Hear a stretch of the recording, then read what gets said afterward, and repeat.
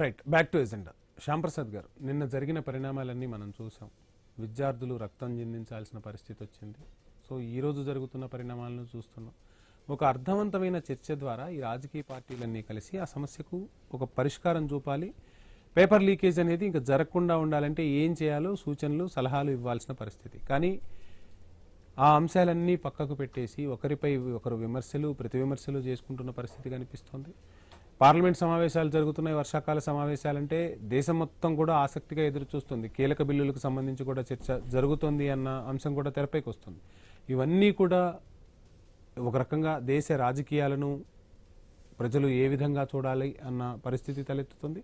రెండో వైపు అతిపెద్ద ప్రజాస్వామ్య దేశం అని చెప్పుకుంటున్న భారత్లో ఈ విధమైన పరిణామాలు ఇటు ప్రజలను అదేవిధంగా ప్రజాస్వామ్యాన్ని ఏ విధమైన ఆందోళనకు గురి చేస్తాయి.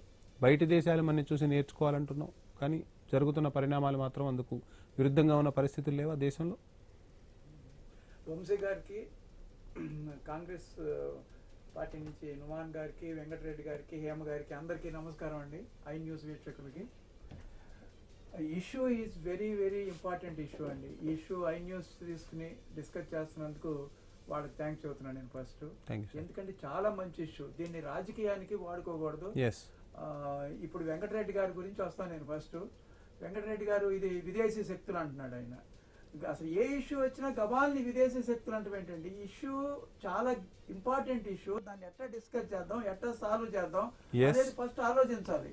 అన్ని పార్టీని పిలవాలి, అఖిలపక్ష పార్టీలన్నింటినీ ఒకసారి కూర్చోబెట్టి ఈ సొల్యూషన్ ఏంటి, ఎక్కడ తప్పు జరుగుతున్నాయి. 2014 నుంచి ఇప్పుడు బీజేపీ అధికారంలో ఉంది, 12 సంవత్సరాలు. ఎన్నిసార్లు పేపర్స్ లీక్ అయినాయి? ఫస్ట్ సారే పేపర్ లీక్ అయినప్పుడు 2015లోనో 2017లోనో పేపర్ లీక్ అయినప్పుడే పూల్ ప్రూఫ్ సిస్టమ్ తీసుకురావాలి కదా. ఒక అకౌంటబిలిటీ ఉండాలి కదా, ఆ కాన్ఫిడెన్స్ ఉండాలి కదా పబ్లిక్లో. ఎగ్జామ్స్ కరెక్ట్గా నడుస్తున్నాయి అంటే ప్రజలందరికీ దాని మీద నమ్మకం ఉండాలి. ఫస్ట్ ఆ నమ్మకం రావాలంటే ఒక పూల్ ప్రూఫ్ సిస్టమ్ ప్రిపేర్ చేయాలి. ఎందుకు లీక్ అవుతున్నాయి పేపర్లు, ఎక్కడ జరుగుతుంది పొరపాటు అనేది లొకేట్ చేయగలగాలి.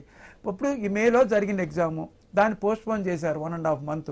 అది జరిగి ఎప్పుడైతే పోస్ట్పోన్ చేశారో ఆ రోజే అన్ని పార్టీలని పిలవచ్చు.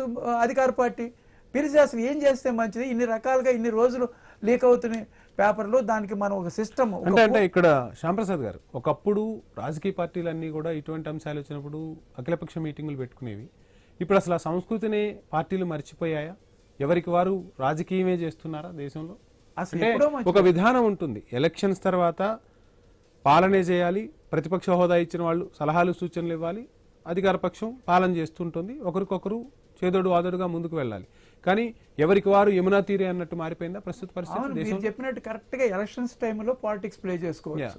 ఎలక్షన్స్ అయిపోయిన 5 సంవత్సరాలు చక్కగా అందరూ ఒకరికొకరు ఫ్రెండ్లీగా ఉండి, ఏదైనా ఇష్యూ ఇలాంటి మేజర్ ఇష్యూ వచ్చింది, పిల్లలు చాలా మంది చనిపోయారు, వాళ్ళకి ఏమన్నా మరి బెనిఫిట్స్ ఇవ్వాలి కదా ఫ్యామిలీకి, వాళ్ళ యూత్, దాని గురించి డిమాండ్ చేయడం అనేది చాలా కరెక్ట్ అనమాట. అది కాక ఇప్పుడు మరి నిన్న ధర్నాలు జరిగింది, ఎంతో మంది ఇంజరీ అయ్యింది. వీళ్ళందరికీ మరి వాళ్ళందరికీ ఎంతమంది తల్లిదండ్రులు ఎంత బాధపడతా ఉంటుంటారు, వాళ్ళందరినీ చూసుకోవాలి. అంత దాకా రానివ్వకూడదు కదా ఇష్యూ.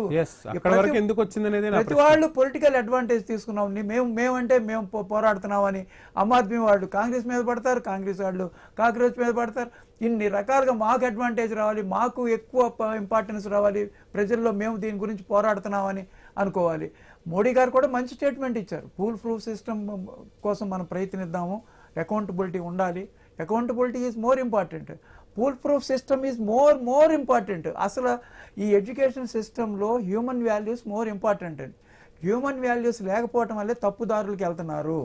ఈ అసలు పేపర్ సెట్టింగ్ దగ్గర నుంచి పిల్లల వరకు ఎవ్రీబడికి హ్యూమన్ వాల్యూస్ మీద గత 10 years బ్యాకే ఒక సబ్జెక్ట్ క్రియేట్ చేశారు.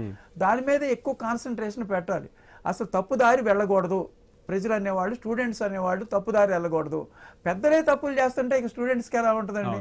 ఇప్పుడు పూర్వకాలంలో మేము చదువుకునే కొంతమంది విద్యార్థుల వల్ల అందరి భవిష్యత్తు నాశనం అయిపోయి ఎంత కష్టపడి ఉంటారు. 2 million స్టూడెంట్స్, వాళ్ళకి ఆ మూడ్ అంతా పోతుంది. ప్రిపరేషన్కి ఒక ఎగ్జామ్కి వెళ్ళి రాసిన తర్వాత సెకండ్ టైం ఎగ్జామ్ అనేటప్పటికే వాళ్ళ మైండ్లో సగం సబ్జెక్ట్ అంతా ఖాళీ అయిపోతుందండి. ఇప్పుడు జరుగుతున్న పరిణామాలను ఎలా చూడొచ్చు అంటారు? అంటే ఓవైపు విద్యార్థులు నిన్న రక్తం చిందించాల్సిన పరిస్థితి వచ్చింది, సో వాళ్ళపై లాఠీ చార్జ్ చేయాల్సిన పరిస్థితి ఎందుకు వస్తుంది అన్నది ప్రశ్నే కదా. అవును, అది 100% కరెక్ట్ మీరు చెప్పింది. ఇప్పుడు ప్రధానమంత్రి మోడీ గారు కూడా చర్చిద్దామన్నారు. ఇవాళ ఒక రోజంతా వేస్ట్ అయిపోయింది కదా. ఎంత ఎంత ఎంత మనీ వేస్ట్ అయి ఉంటుంది పార్లమెంట్ నడపాలంటే. ఎంతమంది ఇప్పుడు 500 పైన ఎంపీస్ ఉన్నారు, వాళ్ళ టైం అంతా వేస్ట్ అయిపోయింది. వాళ్ళ యాక్సెప్ట్ చేసేసి ఇవాళ డిస్కస్ చేసేస్తే అయిపోయేది కదా. Different ideas from different parties, ఇండియాలో ఉన్న ఆ పార్టీలు అన్నింటినీ ఇన్వాల్వ్ చేయొచ్చు పార్లమెంట్లో. ఇదిగో మీ ఒపీనియన్ ఏంటి, పూల్ ప్రూఫ్ సిస్టమ్ చేయాలంటే ఎలా, ఇంత దాకా ఎందుకు వచ్చింది సిస్టము, ఈ తప్పు అది ఎప్పుడైనా సరే అధికార పార్టీలో ఉన్న దానికే తప్పు వస్తుందండి. ఎందుకంటే వాటి రెస్పాన్సిబిలిటీ అకౌంటబిలిటీ ఉంది కాబట్టి. నేను చెప్పేది ఏంటంటే మోరల్స్ స్కూల్ లెవెల్ నుంచి తీసుకురావాలండి. ఇప్పుడు మాది యాక్చువల్గా గుంటూరు జిల్లా. గుంటూరు జిల్లాలో ఒక స్కూలు ఎప్పుడు 50 years బ్యాక్ ఇన్విజిలేషన్ లేకుండా ఎగ్జామ్స్ నడిచాయి అనమాట. మాది రేపల్లా మాకు స్కూల్ ఉంది, సత్యసాయి స్కూల్. మా స్కూల్ స్టూడెంట్స్ 10th క్లాసు వేరే స్కూల్కి సెంటర్ వేస్తారు. సెంటర్ వేసినప్పుడు ఆ స్కూల్ వాళ్ళు ఈ స్కూల్ పిల్లలు వచ్చారు, వీళ్ళకి అసలు ఇన్విజిలేషన్ అక్కర్లేదు అనేవాళ్ళు అనమాట. అంటే అంత హ్యూమన్ వాల్యూస్ తో మేము డెవలప్ చేసేవాళ్ళం. Human values are most important అండి. మాట్లాడదాం సార్. వెంకటరెడ్డి గారు, రకరకాల అంశాలు తెరపైకి వస్తున్నాయి, ఎన్నో సమస్యలను సునాయాసంగా